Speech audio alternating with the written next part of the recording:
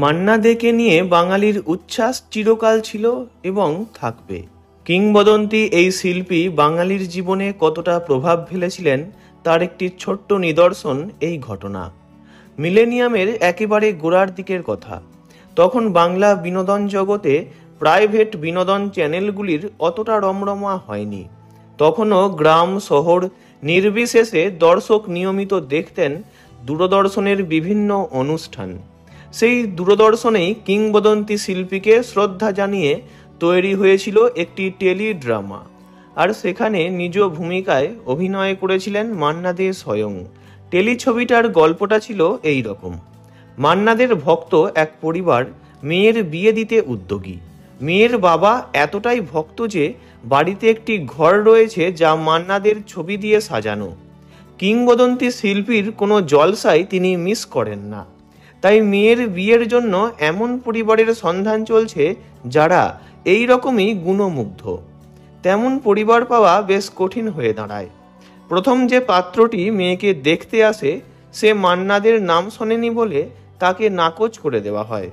শেষমেশ আসে এক পাত্র ও তার বাবা, যারা মান্নাদের সম্পর্কে একই রকম উচ্ছ্বসিত। বিয়ের কথা প্রায় পাকা হয়ে যাওয়ার সময় দুম করে মেয়ের বাড়ির একজন বলে বসেন যে মান্না দেকে মেয়ের বাবা ব্যক্তিগতভাবে চেনেন। এই শুনে পাত্রের বাবা দাবি করে বসেন যে কোনো দেনা পাওনার প্রয়োজন নেই। বিয়েতে যদি কিংবদন্তি শিল্পী নিজে এসে বরকনেকে আশীর্বাদ করে যান তবেই এই মেয়ের সঙ্গে ছেলের বিয়ে দেবেন তিনি। পাত্র যাতে হাতছাড়া না হয়ে যায় সেই জন্য পাত্রপক্ষকে বলা হয় যে মান্না দে নিশ্চয়ই আসবেন। তারপরেই শুরু হয় উদ্বেগ। জানা যায় মান্না দে তখন বিদেশ সফরে গিয়েছেন এবং কবে ফিরবেন জানা নেই। মেয়ের বাবা অগত্যা সব কথা জানিয়ে একটি চিঠি দিয়ে আসেন ওনার বাড়িতে। বিয়ের দিন পাত্রপক্ষ এসে জানতে পারে যে মান্না দে আসবেন না, কারণ তিনি এই পরিবারের সঙ্গেই পরিচিত নন। পাত্রীপক্ষ মিথ্যে বলেছেন। সেই রাগে বিয়ে ভেঙে দিতে চান ছেলের বাবা। এমনকি বরকে চ্যাংদোলা করে তুলে নিয়ে যাওয়ারও চেষ্টা করা হয়। আর তখনই গেটের সামনে এসে দাঁড়ায় মান্নাদের গাড়ি।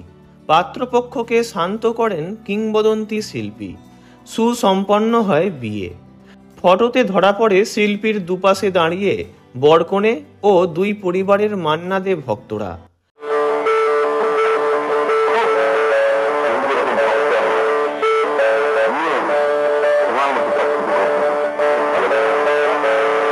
বাংলা টেলিজগতে এত সুন্দর ফ্যান ফিকশন কবে তৈরি হয়েছে তা জানা নেই। টেলিছবিটির নাম ছিল পাগল তোমার জন্য যে। মান্নাদের বিখ্যাত গানের কলি থেকেই এই নামকরণ। পরিচালকের ভূমিকায় ছিলেন সুদেষ্ণা রায় ও অভিজিৎ গুহ। চিত্রনাট্য লিখেছিলেন বাংলা টেলিজগতের স্বনামধন্য প্রযোজক পরিচালক স্নেহাশিস চক্রবর্তী। এই প্রসঙ্গে স্নেহাশিস জানিয়েছিলেন, মান্না দে গানও গেয়েছেন ওই টেলিছবিতে। বিভিন্ন ভূমিকায় অভিনয় করেছিলেন খরাজ মুখোপাধ্যায়, বিপ্লব কেতন চক্রবর্তী, পরাণ বন্দ্যোপাধ্যায়, শান্তিলাল মুখোপাধ্যায় সহ বাংলা বিনোদন জগতের বিশিষ্ট অভিনেতারা। আর বরের ভূমিকায় অভিনয় করেছিলেন কৌশিক ভট্টাচার্য। ভিডিওটি ভালো লাগলে লাইক করবেন, অন্য কারো বিষয়ে জানতে কমেন্ট করবেন, আর এমনই সব ভিডিও পেতে চ্যানেলটি অবশ্যই সাবস্ক্রাইব করবেন। ধন্যবাদ।